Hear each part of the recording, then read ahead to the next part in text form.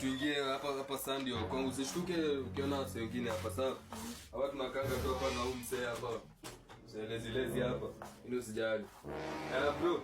Ndio ule mrembo alikuwa anakuambia bana nimtumia fare leo Sunday amekuja. Wewe ndio ulitumia fare? Bana ndio ulitumia fare bana. Ni mrefu aje kukuliko. Bro, hiyo inakuhusu na nini man?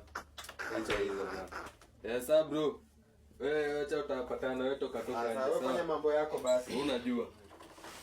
Sasa unaona hapo ndio kwangu sana hadi. Kitanda iko strong. Sasa si tupande. Wapi? Kwa kitanda. Si tayari tuko juu.